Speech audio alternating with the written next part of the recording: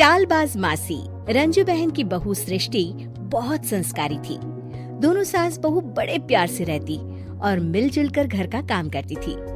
पर ये बात कईयों को तो अच्छी लगती, लेकिन कई लोगों को तो जलन का कारण बन गई थी। एक दिन सृष्टि से मिलने उसकी सहेली घर आती है। अरे सृष्टि, तू तो बड़ी अच्छी लग रही है। यहाँ तो घर का सारा काम करते करते हालत ही खराब हो जाती है। अपने ऊपर ध्यान देने का वक्त ही नहीं मिलता। तू तो बड़ी किस्मत वाली है। सृष्टि इस बात से हमेशा खुश रहती थी कि उसे एक अच्छा ससुराल मिला है। लेकिन एक दिन रंजू बहन की दूर की मौसी उसके साथ रहने आती है। अरे तू क्यों सारा दिन घर का काम करती है? बहू को बोला कर घर का काम किया करे। अरे है तो वो भी बेटी की तरह ही ना, और मिलजुल कर काम जल्दी हो जाता है। तू तो बड़ी सीधी है। देख कैसे मटक मटक के सारे घर में घूमती है तेरी बहू। मेरी बहू होती तो इस वक्त मेरा पैर दबाती। क्या ये तेरे पैर दबाती है? पैर तो कभी नहीं दबाए इसने मेरे। ये सुनकर रंजना मौसी समझ जाती है कि उसने अपना काम कर दिया। अब जल्दी सास बहू में जंग होगी। मौसी मुस्कुराती हुई वहाँ से निकल जाती है। एक दिन रंजना मौसी सृष्टि से कहती है, तुम्हारे कान के झुमके तो बड़े सुंदर लग रहे हैं। जरूर तुम्हारी सास ने दिए होंगे। नहीं नहीं मौसी, मेरी माँ ने दिए हैं। अच्छा, फिर तेरी सास मुझे क्यों कह रही थी कि ये झुमके उसने तुम्हें दिए हैं? उसे झूठ नहीं बोलना चाहिए था। वैसे तुम्हारी सास ये भी कह रही थी कि तुम्हें खाना बनाना नहीं आता, तभी उस बेचारी को सारा दिन तुम्हारे साथ काम करने के लिए किचन में लगना पड़ता है। ऐसी तो कोई बात नहीं है, मुझे खाना बनाना नहीं आता। अरे मैंने तो खुद उन्हें खाना बनाना सिखाया है मौसी। रंजना मौसी वहाँ से चली जाती हैं।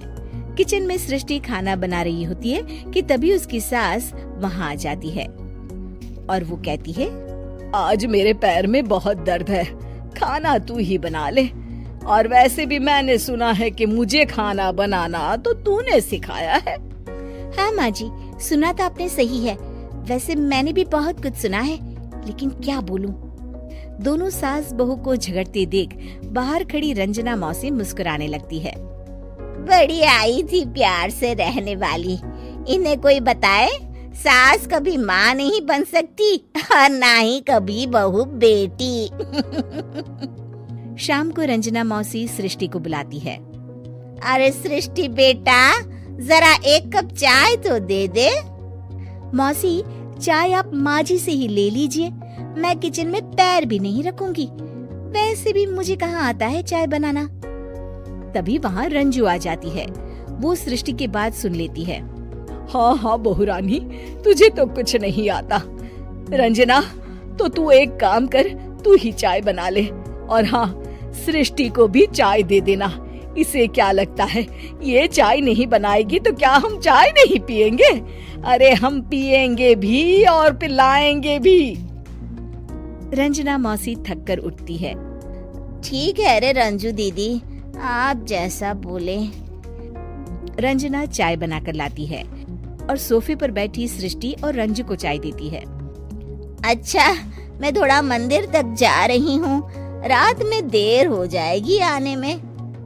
रंजना देर रात घर आती है तो सृष्टि को आवाज लगाती है।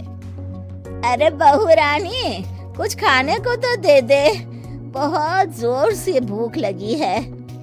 मैंने कोई खाना बना नहीं बनाया मौसी। वैसे भी आपकी बहन तो कहती है ना कि मुझे खाना बनाना आता ही नहीं। हे भगवान, अब यह फिर से ना शुरू हो जाए। तभी वहाँ रंजू आ जाती है। रंजू, आज खाना तुम ही बना लो, और हाँ, थोड़ा खाना सृष्टि को भी दे देना, ताकि इसे भी पता चले कि हमारे यहाँ खाने का स्वाद क्या होता है। रंजना बेचारी किचन में जाकर पूरे घर का खाना बनाती है। जब वो खाना बनाकर बाहर निकलती है तो सास बहू टेबल पर बैठकर उसका इंतजार कर रही होती हैं। लाओ लाओ रंजू, जल्दी खाना लाओ, बहुत जोर की भूख लगी है।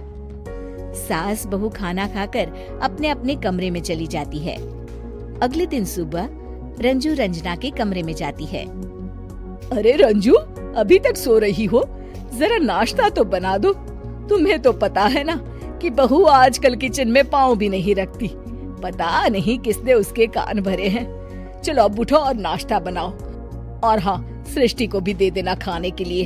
अरे उसे भी तो पता चले कि हमारे घर का नाश्ता कैसा होता है। मैं नीचे जा रही हूँ, जरा जल्दी वक्त पर आ जाना। हाँ। रंजना नीचे उतरती है और उसके हाथ में सूटकेस होता है। अरे रंजू, कहाँ जा रही हो? नाश्ता नहीं बनाओगी? अरे मौसी, बहुत जोर की भूख लगी है, नाश्ता अभी तक नहीं बना। अरे मैं कुछ नहीं बनाऊंगी, मैं तो घर जा रही हूँ। तुम सास बहू के चक्कर में मेरी तो कमर ही टूट गई।